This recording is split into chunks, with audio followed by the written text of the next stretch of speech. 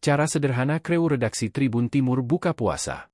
Kreu Redaksi Tribun Timur menggelar buka puasa bersama di rooftop Gedung Tribun Timur, Jalan Cendrawasih No. 430, Makassar, Selasa, 12 Maret 2024.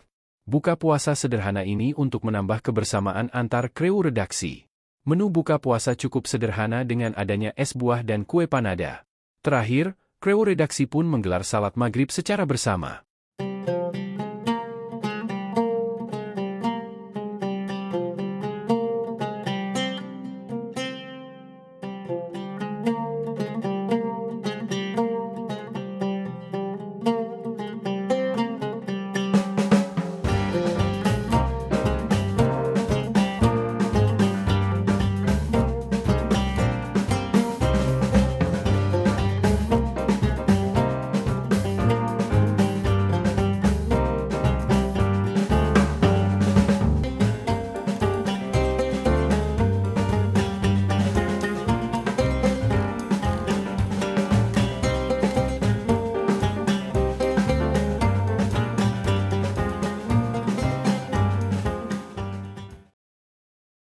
Download Tribun X sekarang, menghadirkan lokal menjadi Indonesia.